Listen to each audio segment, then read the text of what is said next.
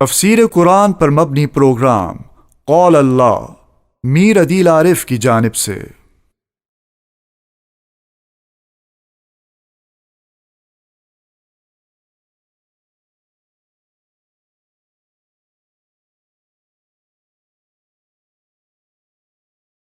بسم اللہ الرحمن الرحیم، نحمدہ ونصلی علی رسول الکریم۔ آذان ٹی وی کے پروگرام قال اللہ میں آج سورۃ بنی اسرائیل سورۃ اسراء کی ایک اور رکوع کی تفسیر آپ کی خدمت میں پیش حاضر ہے۔ اللہ رب العزت نے قرآن مجید میں انسان کو بڑے تفصیل سے بیان فرمایا ہے،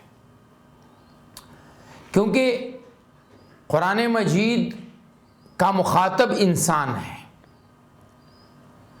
اب اس انسان کے ماضی کو، اس انسان کے حال کو، اس کی طبیعت کو، اس کے لالچ کو، اس کی کمزوریوں کو، اس کی خوبیوں کو، اس کی برائیوں کو، اس کے معاد کو، اس کے انتہا کو اللہ رب العزت نے بڑے کھول کر بیان فرمایا۔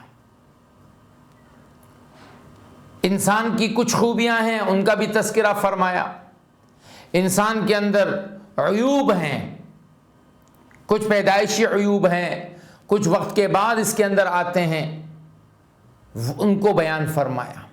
انسان کا دل کس چیز کی طرف زیادہ جلدی متوجہ ہوتا ہے، انسان کن چیزوں کو ترجیح دے سکتا ہے، ان تمام چیزوں کو ذکر فرما کر اللہ رب العزت نے اس انسان سے اپنی ذات کی چاہت مانگی ہے کہ میں تم سے کیا چاہتا ہوں، میں بحیثیت رب تم سے کیا چاہتا ہوں، میں بحیثیت خالق تم سے کیا چاہتا ہوں، مجھے میرا تم سے مطالبہ کیا ہے، ان اعبدونی، ایک بات، میری مانو، میرے بن کر چلو، میری حکم پر زندگی گزارو۔ تو اس رکوع میں جو اللہ رب العزت نے انسان کو بیان کیا، اس میں کچھ باتیں ہیں، کچھ عیوب ہیں جو انسان پیدائشی لے کر آتا ہے۔ ایک عیب وَكَانَ الْإِنسَانُ عَجُولًا، انسان جلد باز ہے، یہ فطری طور پر انسان کے اندر پیدائشی عیب ہے، اور یہ عیب ہمارے دادا ابا آدم علیہ السلام کے متعلق آتا ہے کہ جب انہیں پیدا کیا گیا اور روح ان کے اندر آنی شروع ہوئی تو اوپر کی طرف سے روح آئی تھی، آتے آتے آتے جب وہ ناف تک پہنچی ہے تو حضرت آدم علیہ السلام نے اٹھنے کی کوشش کی،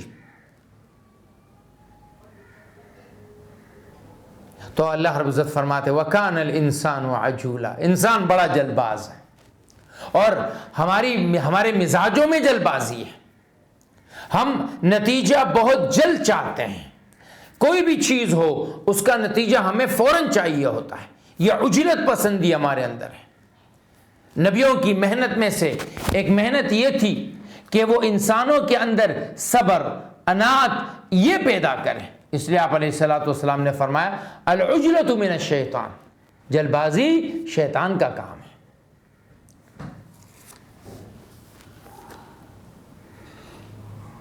وَيَدْعُ الْإِنسَانُ بِالشَّرِّ دُعَاءَهُ بِالْخَيْرِ، اور انسان مانگتا ہے برائیوں کو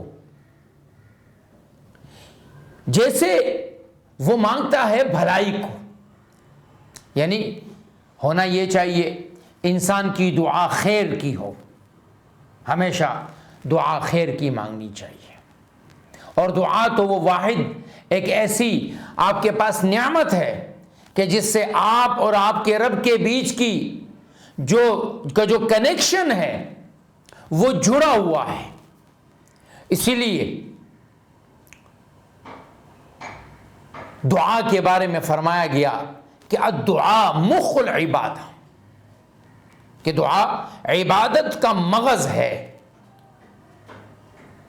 کیوں؟ کیونکہ نماز اقیم الصلاۃ لذکری، نماز کا مقصود کیا ہے؟ تاکہ تمہیں میری یاد آئے۔ روزے کا مقصود بیان کیا گیا لعلکم تتقون، تمہارے اندر تقوی پیدا ہو جائے۔ حج ذالک ومن یعظم شعائر اللہ، اللہ کے شعائر کی تعظیم اس لیے ہے تاکہ آپ کے اندر اللہ کی یاد آ جائے۔ جبکہ دعا میں آپ براہ راست اللہ کے ساتھ پہلے سے ہی لگے ہوئے ہیں، آپ لگے ہوئے اللہ کے ساتھ۔ اسی لیے فرمایا کہ نبی کریم صلی اللہ علیہ وسلم نے فرمایا کہ اللہ کو حیا آتی ہے کہ جب میرا بندہ میری طرف ہاتھ اٹھائے اور میں ان ہاتھوں کو خالی لوٹا دوں، ایسا اللہ کو حیا آتی۔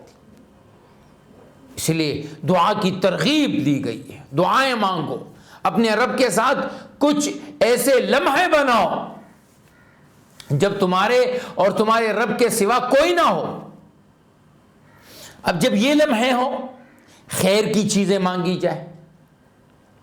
نبی کریم صلی اللہ علیہ وسلم نے صحابہ کو اتنی ترغیب دی کہ بھئی اللہ کے سوا کسی سے مت مانگو، کہ صحابہ کہتے ہیں کہ ہمارے جوتے کا تسمہ بھی ٹوٹے تو بھی ہم نے اللہ سے مانگنا ہے۔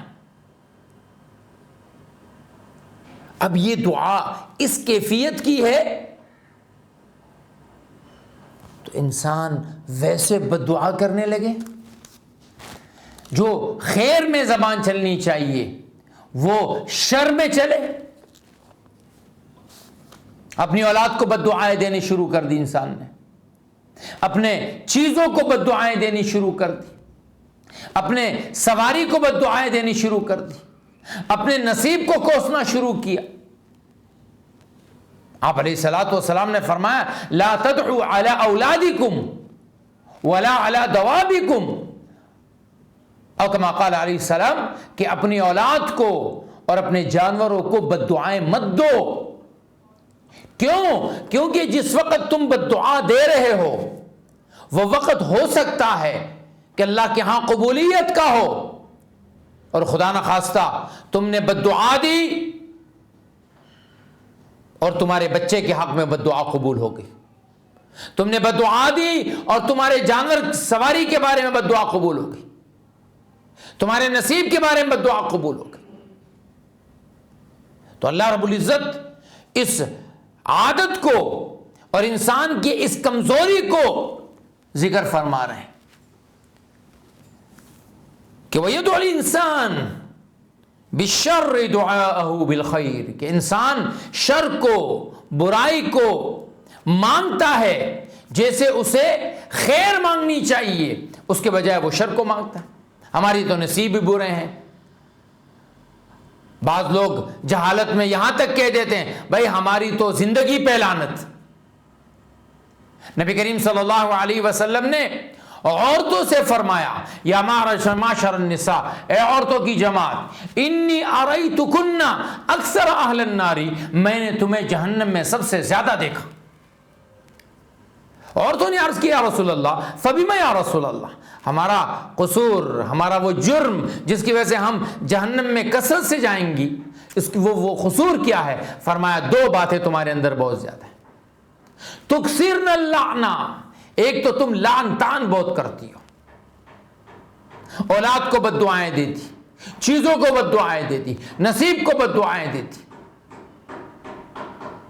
یہ کثرت لعن ایک کمزور، انتہائی کمزور روایت ہے، گزشتہ دنوں میں نے پڑھی تو آپ علیہ الصلوۃ والسلام کی طرف اس کی نسبت تو درست نہیں ہے، لیکن مفہوم اس کا آج کے زمانے میں بہت زیادہ صادق آتا ہے کہ آپ علیہ الصلوۃ والسلام کی طرف اس روایت کو جس نے بھی منسوب کیا ہے، روایت بہت کمزور ہے، کہ ایک زمانہ آئے گا لوگوں کے میل جول لعنت سے شروع ہوں گی۔ جیسے آج کل دوست ملتے ہیں اور ملتے ہی پہلی بات کیا کہتے ہیں؟ ہاں سناؤ بھائی کمینے، ہاں سناؤ بھائی ایسے۔ یہ بہت بری بات ہے۔ اللہ فرماتے ہیں انسان وَيَدْعُ الْإِنسَانُ بِالشَّرِّ دُعَاءَهُ بِالْخَيْرِ، انسان شر کو ایسے مانگتا ہے جیسے وہ خیر اس کو مانگنی چاہیے۔ کہتے ہیں کہ ایک مشرک تھا نضر بن حارث، اس نے بد دعا کی تھی، اللہم ان کان ھذا ھو الحق، کہ یہ جو محمد لے کر آیا ہے اگر یہ حق ہے، قرآن نے اس کو ذکر کر دیا، فَأَمْطِرْ عَلَيْنَا حِجَارَةً مِّنَ السَّمَاءِ، آسمان سے ہم پر پتھر برسا دے، اب ائتنا بعذاب علیم، اے اللہ یا دردناک عذاب لیا۔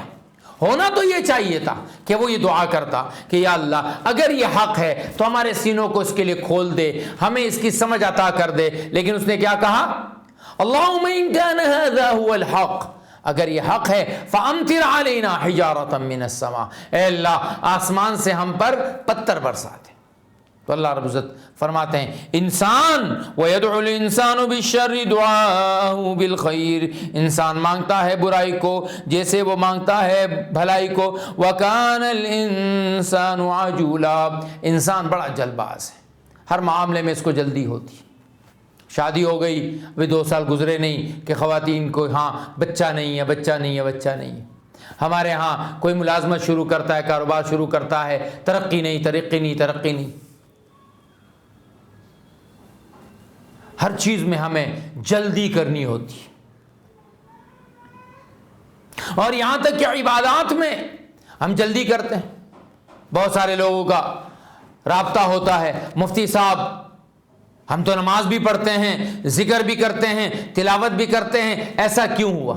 وَكَانَ الْإِنسَانُ عَجُولًا، نتیجہ بہت جلدی چاہیے۔ اللہ فرماتے ہیں یہ تمہاری اچھی عادت نہیں ہے کہ تم جلدی جو ہے وہ نتیجہ چاہ رہے ہو۔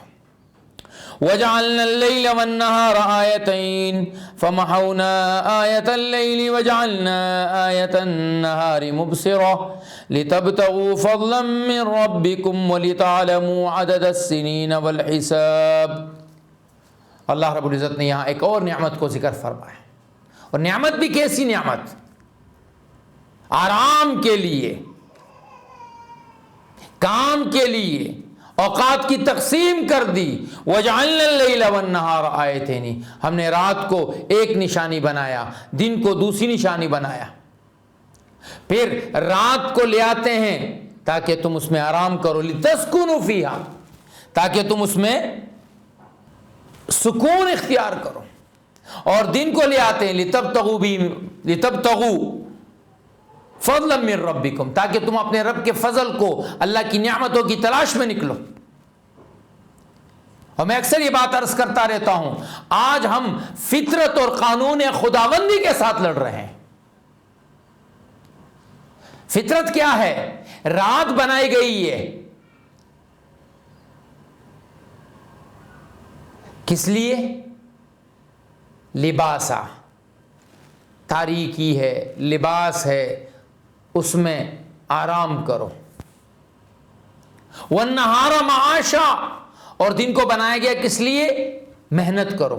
ہم نے نظام کو پلٹنے کی کوشش کی، خصوصاً شہری زندگیوں میں راتیں جاگنے میں گزاری جاتی، دن کو 11 12 1 بجے تک سو رہے ہیں، 1 بجے ناشتے ہو رہے ہیں، اور اس کے بعد دکانیں کھولی جا رہی ہے، اور رات کو دیر تک دکانیں کھلی ہوئی ہیں، رات کو دیر سے 11:30 بجے 12 بجے کھانا کھایا جا رہا ہے۔ نظام خداوندی سے لڑ رہے ہیں۔ اللہ نے نظام کو بنایا دن محنت کے لیے، رات آرام کے لیے۔ اس لیے حضور صلی اللہ علیہ وسلم نے عشاء کے بعد سمر بات چیت کو، رات کی بات چیت کو منع فرمایا۔ اور ایک عجیب بات، میں اکثر یہ بات عرض کرتا ہوں، بخاری شریف کی حدیث، آپ علیہ الصلوۃ والسلام اپنے کچھ صحابہ کے ساتھ، 12-13 صحابہ کے ساتھ ایک غزوے سے واپس لوٹ رہے تھے، اور وہ آپ کو رات دیر ہو گئی، دشمن کا خطرہ تھا، 2 بج گئے، 3 بج گئے، اب تھوڑی سی رات رہ گئی، 1-1.5 گھنٹے کی رات رہ گئی، 2 گھنٹے کی۔ آپ علیہ الصلوۃ والسلام لیٹنے لگے اور فرمایا کہ کون ہے جو ہمارے لیے آج چوکیداری کرے گا؟ دشمنوں کی بھی خبر گیری کرے اور جب فجر کا وقت آئے تو ہمیں جگا دے۔ حضرت بلال نے عرض کیا رسول اللہ میں کھڑا رہوں گا۔ حضرت بلال رضی اللہ عنہ کہتے ہیں کہ اللہ کے نبی اور صحابی ساتھی جو ہے وہ لیٹ گئے، رات دیر ہو گئی تھی، میں نے وضو کیا، جتنی نماز اللہ نے میرے مقدر میں لکھی تھی وہ میں نے ادا کر لی، اور میں نے اپنے اونٹ کو بٹھا کے کجاوے کی طرف یوں ٹیک لگایا، اور جہاں سے فجر کا وقت نکلنے لگا تھا اس طرف نظریں ٹکا دی کہ اب فجر نکلے اور میں حضور صلی اللہ علیہ وسلم کو جگا دوں۔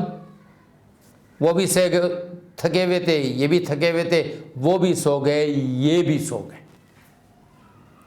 اب فجر کا وقت ہوا، اللہ چاہتے تو جبریل کو آسمان سے بھیج کر اپنے حبیب کو جگا دیتے کہ یا محمد اٹھیے نماز پڑھیے، نہیں، ایک نظام کون اور مخلوقات اور خلقت اور فطرت بتانا مقصود تھا۔ سب سوتے رہ گئے،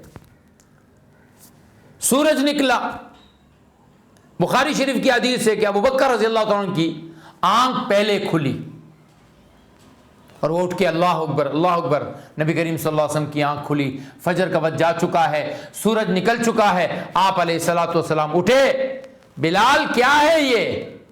اب بلال کے پاس جواب تو تھا کوئی نہیں، تو کہنے لگے یا رسول اللہ جس رب نے آپ کو سلایا اسی رب نے ہمیں بھی سلا دیا۔ اس کے بعد آپ علیہ السلام نے فرمایا یہاں سے چلو، کیوں؟ فَإِنَّهَا وَادِ الشَّيْطَانِ، یہ شیطان کی وادی ہے۔ اس وادی میں کیا تھا؟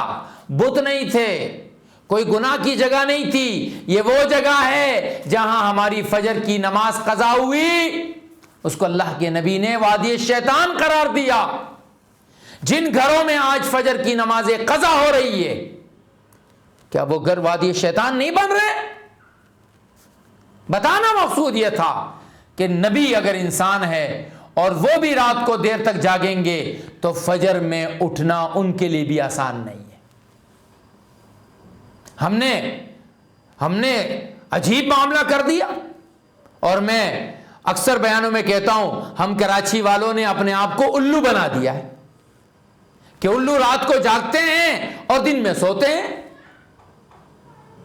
ہمارے ہاں الو بننے پر فخر ہے، ارے جی میں تو 2 بجے تک جاگتا ہوں، میں تو 3 بجے تک جاگتا ہوں، اجی ہماری تو رات ہی 10 بجے ہوتی ہے۔ یہ فخر کی بات نہیں ہے، یہ نظام فطرت سے لڑنا ہے۔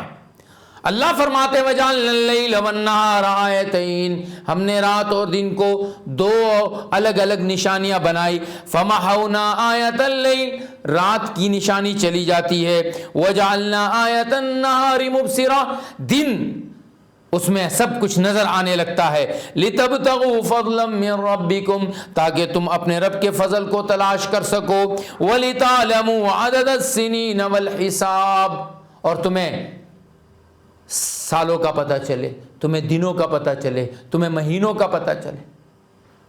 اگر رات ہی رات ہو تو کیا پتہ چلے گا؟ کیا نظام کا پتہ چلے گا کون سا دن چلا گیا کون سا دن آ گیا؟ جیسے آپ علیہ الصلوۃ والسلام نے فرمایا جب آخری زمانہ ہوگا تو پھر آپ علیہ الصلوۃ والسلام نے فرمایا جب آخری زمانہ ہوگا تو ایک دن جو ہے وہ 1 سال کے برابر ہوگا دجال جب نکلے گا۔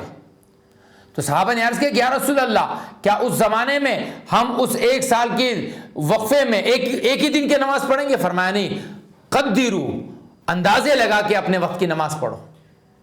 اگر ساری جو ہے وہ رات ہی رات ہو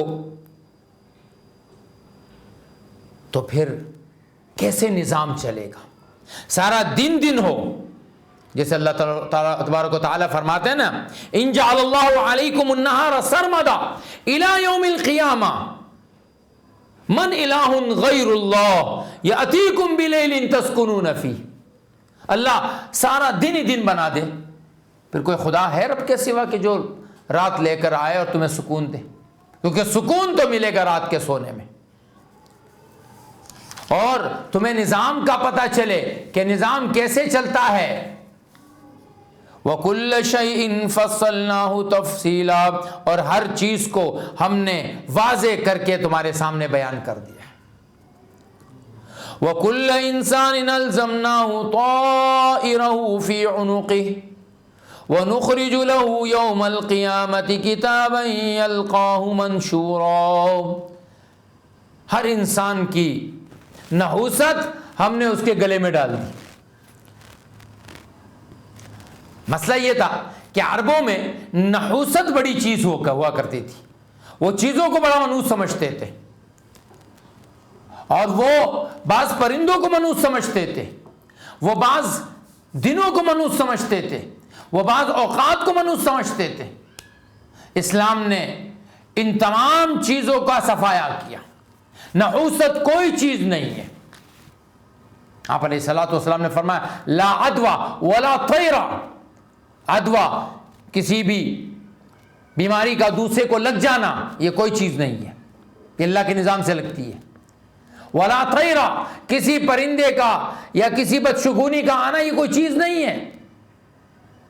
اب اللہ عزت یہاں پر اس آیت میں یہ فرمانا چاہتے ہیں کہ دیکھو ہر آدمی کی بدشگونی اس کے اعمال کی وجہ سے ہے. کہ ظہر الفساد فی البر والبحر بما کسبت ایدی الناس, کہ جو زمین اور آسمان میں فساد آتا ہے تمہارے ہاتھوں کی وجہ سے آتا ہے. تو تم اپنی نحوست کو خود اپنے گلے میں لے کر پھر رہے ہو. اپنے اعمال ہیں تمہارے جو تمہارے لیے خیر کو بھی لاتے ہیں, وہی اعمال ہیں تمہارے جو تمہارے لیے شر کو بھی لاتے ہیں. اگر تمہارے اعمال نیک ہوں گے تو آسمان سے فیصلے خیر کے ہوں گے, اگر تمہارے اعمال شر کے ہوں گے. ہمارے یہاں ایک حدیث بڑی بیان کی جاتی ہے کہ اعمالکم عمالکم, جیسے تمہارے عمل ہوں گے ویسے تمہارے حکمران ہوں گے. یہ روایت درست نہیں ہے. ہاں یہ حدیث ضرور درست ہے کہ آپ علیہ الصلوۃ والسلام نے فرمایا تمہارے بہترین حکمران وہ ہیں جو تمہارے لیے دعا کرے تم اس کے لیے دعا کرو, وہ تم سے محبت کرے تم اس سے محبت کرو. جب اللہ کی فرما برداری زمین پر آتی ہے تو اللہ ایسے حکمرانوں کو مسلط کرتے ہیں جو اللہ کی اطاعت بھی کرتے ہیں, بندوں کے لیے سے محبت بھی کرتے ہیں. اصل جو نحوست ہے وہ تمہارے اعمال کی ہے جو تمہارے گلوں میں ڈلی ہوئی ہے. وَكُلَّ إِنسَانٍ أَلْزَمْنَاهُ طَائِرَهُ فِي عُنُقِهِ. اور بعض علماء فرماتے ہیں اس سے مراد اس کی وہ مقدر ہے, اس کا نصیب ہے جو پیدائش سے پہلے ہی یہاں اس کے گلے میں لٹکایا جاتا ہے. ایک روایت میں آتا ہے کہ مَا مِن مَوْلُودٍ إِلَّا وَفِي عُنُقِهِ وَرَقَةٌ مَكْتُوبَةٌ فِيهَا شَقِيٌّ أَوْ سَعِيدٌ. جو بچہ پیدا ہوتا ہے اس کے گلے میں ایک کاغذ ہوتا ہے, فرشتوں کے علم میں وہ بات لائی جاتی ہے کہ یہ بچہ شقی ہے, بدبخت ہے یا نیک بخت ہے, کیونکہ اس کے اعمال کا اللہ کو پتہ ہے کیا کرے گا. تو ہر انسان کی بدبختی, نیک بختی, خوشبختی, بدبختی, اچھا ہونا, برا ہونا, اس کے اعمال اس کے گلے میں لٹکا دیے گئے ہیں. وَنُخْرِجُ لَهُ يَوْمَ الْقِيَامَةِ كِتَابًا يَلْقَاهُ مَنْشُورًا. وہ اپنی بدعملیوں کی کتاب اس کے سامنے قیامت کے دن لائی جائے گی منشورہ کھول کے.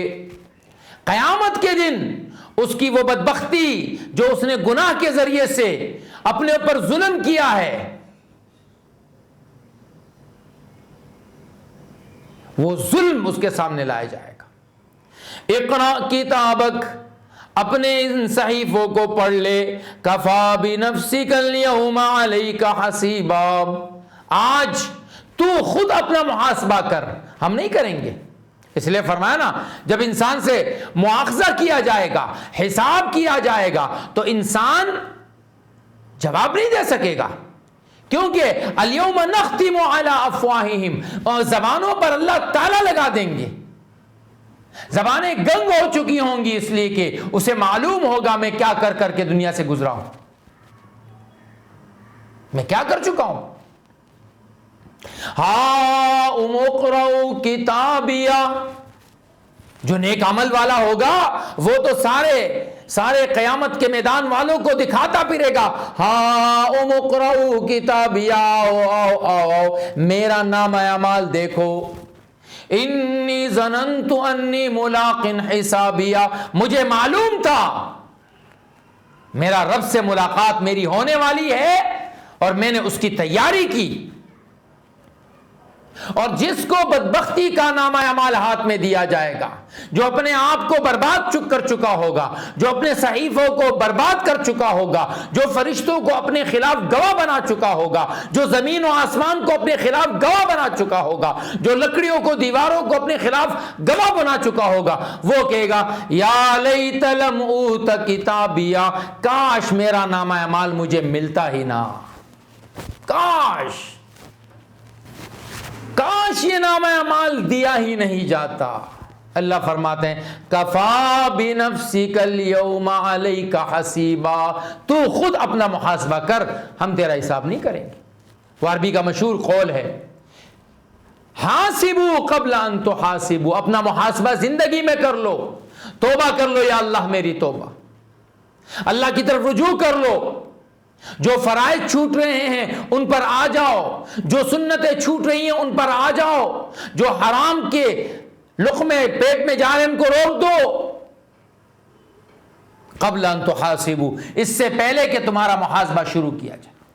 عائشہ نے حضور سے عرض کیا یا رسول اللہ آپ بہت زیادہ دعا مانگتے ہیں، اللہم حاسبنی حسابا یسیرا، کیا مطلب ہے حساب یسیر کا؟ دوسری طرف آپ نے فرمایا کہ جس کو فمن نوقشا، جس سے مناقشہ ہوتا ہے وہ برباد ہو جائے گا۔ آپ نے فرمایا اے عائشہ حساب یسیر یوں ہے کہ کتاب لائی گئی اور یوں کر کے جاؤ، اور مناقشہ یہ ہے کہ پوچھا جائے ایسا کیوں کیا، جس سے کیوں کا سوال ہوا وہ برباد ہو گیا۔ من اہتدی فانما یہتدی لنفسہ، جو ہدایت پاتا ہے اس کی ہدایت اپنی ذات کے لیے ہے، وَمَن ضَلَّ فَإِنَّمَا يَضِلُّ عَلَيْهَا، اور جو گمراہ ہوتا ہے، گمراہی کے راستے پر چلتا ہے، وہ اللہ کو کوئی نقصان نہیں پہنچاتا۔ بنی اسرائیل کے مختلف صحیفوں میں ایک اسرائیلی روایت منقول ہے کہ اللہ رب العزت فرماتے ہیں یا ابن آدم لو ان اولکم وآخرکم وانسکم وجنکم وصغیرکم وکبیرکم وسکرکم وانثاکم اجتمعوا علی طاعتی ما زاد ذلک فی ملکی مثقال ذرۃ، کہ ابن آدم تیرے اول سے لے کر آخر تک سب جمع ہو جائے، مرد بھی آ جائے، عورتیں بھی آ جائیں، مرد چھوٹے بھی آ جائیں، بڑے بھی آ جائیں، جن بھی آ جائیں، انس بھی آ جائیں، سب مل کر مشورہ کر لو، ہم نے آج رب کی ماننی ہے، تمہارا یہ جمع ہونا میری ملک میں، میری بادشاہت میں ایک ذرے کا اضافہ نہیں کر سکتی، اور تم سب جمع ہو جاؤ اس بات پر کہ آج سے ہم نے سب نے رب کی نافرمانی کرنی ہے، کسی نے نہیں ماننا، کسی نے رب کو راضی نہیں کرنا، جس راہ پہ رب کہے نہیں چلنا، تم سب ایسا کر لو۔ یہ رب کی بادشاہت میں ایک ذرہ، لا ينقص من ملکی مثقال ذرۃ، میری بادشاہت میں ایک ذرے کی کمی نہیں آ سکتی۔ وَمَنْ جَاهَدْ فَإِنَّمَا يُجَاهِدُ لِنَفْسِهِ، جو کوشش کرتا ہے وہ اپنی ذات کے لیے کوشش کرتا ہے۔ وَاللَّهُ غَنِيٌّ عَنِ الْعَالَمِينَ، اللہ کو کسی کی ضرورت نہیں ہے۔ اللہ فرماتے ہیں من اہتدی، جو ہدایت کے راستے پر چلتا ہے، فَإِنَّمَا يَهْتَدِي لِنَفْسِهِ، اس کا فائدہ اس کے اپنی ذات کے لیے۔ وَمَنْ ضَلَّ فَإِنَّمَا يُضِلُّ عَلَيْهَا، اور جو گمراہ ہوتا ہے وہ اپنے لیے گمراہ ہوگا۔ وَلَا تَزِرُ وَازِرَةٌ وِزْرَ أُخْرَى، کوئی آدمی دوسرے کے گناہ کا بوجھ نہیں اٹھا سکتا۔ یا فاطمہ بنت محمد سلونی ما شئتی، اے میری بچی محمد کی بیٹی فاطمہ، جو مجھ سے دنیا کی چیزیں مانگنی ہیں مانگ لو، واللہ لا اغنی عنک من اللہ شیئا، اللہ کے ہاں میں اللہ کا نبی بھی تجھے نہیں بچا سکتا کہ تو ایمان نہ لائے، وہ اعمال نہ کرے اور تو مجھ سے امید رکھے، نہیں، ایسی امید نہیں رکھنی چاہیے۔ ہاں ایمان ہے، کچھ خطائیں ہوئی ہیں تو پھر شفاعت کی امید ہے۔ ولا تزر وازرۃ وزر اخرى، اور کوئی بھی آدمی دوسرے کے گناہوں کا بوجھ اٹھا کے نہیں جا سکتا، نہیں چل سکتا، ہر آدمی نے اپنے گناہوں کا بوجھ خود اٹھانا ہے۔ ایک روایت میں آتا ہے کہ 4 لوگ کل قیامت میں اللہ کے سامنے کھڑے ہو جائیں گے کہ اللہ ہمیں تو پتہ کچھ نہیں چلا، آپ ہمیں کیوں جہنم میں ڈال رہے ہیں؟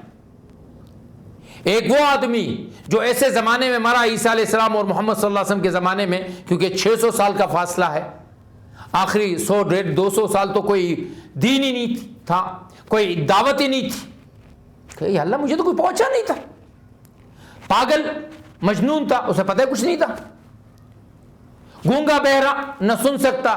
آج کل تو اشاروں کی زبان آ گئی، پہلے زمانے میں کہاں تھے یہ اشاروں کی زبانیں؟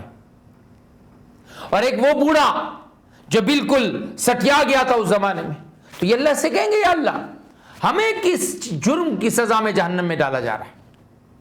تو فرمایا اللہ ان سے کہیں گے جاؤ جہنم میں کود جاؤ، یہی ان کا امتحان ہوگا، لیکن ان کے اوپر کسی اور کے گناہ کا بوجھ نہیں ڈالا جائے گا۔ ہاں کوئی آدمی داعی بنتا ہے کہ من دعا الی الہدی، جس نے ہدایت کی دعوت دی، کسی کو ہدایت کے راستے کی دعوت دی، جتنے لوگ پیچھے چلیں گے ان سب کا اجر اس داعی کو ملے گا۔ ومن دعا الی الضلال، اور جس نے گمراہی کی طرف دعوت دی، اس کا اپنا گناہ بھی اس کے ذمے ہے، اس کے سر پہ ہے، اور جتنے لوگ اس کے پیچھے جائیں گے ان سب کا گناہ بھی اس کے سر پہ ہوگا۔ وما كنا معذبین حتی نبعث رسولا، اور ہم کبھی بھی کسی قوم کو اس وقت تک عذاب نہیں دیتے ہیں جب تک کہ ہم وہاں رسول نہ بھیجتے۔ پہلے ہم اپنی طرف سے ان پر اپنی دلیل کو تام کرتے ہیں کہ ہم نے نبی کو بھیجا، ہم نے سمجھانے والے کو بھیجا، ہم نے رسول کو بھیجا، اور ہر رسول آیا ہے اپنی قوم کی زبان لے کر کو سمجھایا کیا۔ اس امت میں رسول آنا نہیں ہے تو اس امت کو ایک دوسرے کے لیے داعی بنایا گیا ہے۔ یہ دعوت کے کام یہ ایک دوسرے کو سمجھانے کے لیے، ہدایت کے راستے پر لانے کے لیے۔ وَإِذَا أَرَدْنَا أَن نُّهْلِكَ قَرْيَةً أَمَرْنَا مُتْرَفِيهَا، اور جب ہم کسی بستی کو برباد کرنا چاہتے ہیں ہم اس کے بڑوں کو حکم دیتے ہیں، فَفَسَقُوا فِيهَا، وہ اس شہر میں، اس بستی میں حد درجے نافرمانی شروع کرتے ہیں۔ فَحَقَّ عَلَيْهَا الْقَوْلُ، پھر ہمارا فیصلہ پورا ہو جاتا ہے۔ فَدَمَّرْنَاهَا تَدْمِيرًا، ہم انہیں بالکل تہس نہس کر دیتے۔ حضرت نوح علیہ السلام اور آدم علیہ السلام کے بیچ میں 10 پیڑیاں گزری ہیں، اور وہ سب مسلمان تھے۔ نوح علیہ السلام کی قوم پہلی قوم ہے جو مشرک ہوئی تھی۔ تو ایک قرن، یہ ایک پیڑھی کو کہتے ہیں۔ تو اللہ فرماتے ہیں کسی بھی پیڑھی میں جب تک نبی نہ بھیجا جائے ان پر عذاب نہیں بھیجا جاتا ہے۔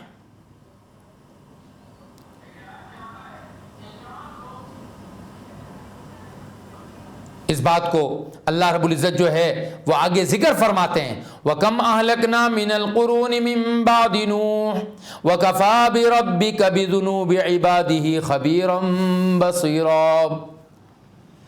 10 پیڑیاں ہم نے ان کو ہلاک کر دیا۔ 10 پہلے تھے، اور نوح کے بعد کتنی پیڑیاں آئی؟ جتنے بھی آئے سب کو ہم نے ہلاک کر دیا۔ وَكَفَى بِرَبِّكَ بِذُنُوبِ عِبَادِهِ خَبِيرًا بَصِيرًا، تیرا رب کا، تیرے رب کا اپنے بندوں کے بارے میں، ان کے گناہوں کے بارے میں خبیر ہونا، بصیر ہونا، یہ یقینی ہے، کافی ہے، رب کو پتہ ہے سب چیزوں کا۔ من کان یرید العاجلۃ عجلنا له فیہا ما نشاء لمن نرید ثم جعلنا له جہنم یصلاها مذموما مدحورا۔ یہاں 2 قسموں کا بیان ہے۔ ایک وہ لوگ جنہیں صرف دنیا چاہیے، ہر چیز میں دنیا کی طلب ہے، دنیا سے تو دنیا چاہتے ہی ہیں۔ بعض لوگ ایسے ہیں جو دین سے بھی دنیا چاہتے ہیں۔ اللہ فرماتے ہیں من کان یرید العاجلۃ، جو دنیا کی زندگی، دنیا کی راحت، دنیا کی خوشیاں چاہتا ہے، عجلنا له فیہا ما نشاء، جتنا ہم چاہیں گے اتنی ملے گی دنیا۔ لمن نرید، وہ بھی جس کے لیے چاہیں گے۔ ضروری نہیں کہ دنیا کی محنت کرنے والا ہر آدمی کامیاب ہو، مانشا جتنا ہم چاہیں گے، لمن نرید جس کو ہم چاہیں گے، ثم جعلنا لہ جہنم، لیکن ان دونوں کا، جس کو دوں یا نہ دوں، دونوں کا آخری ٹھکانہ کہاں ہے؟ وہ جہنم ہے، یصلاھا مذموما مدحورا، اس میں داخل ہوگا، مذمت اس کی ہوگی، دھکیل کر اس کو جہنم میں داخل کیا جائے گا۔ اور دوسری جماعت کون ہے؟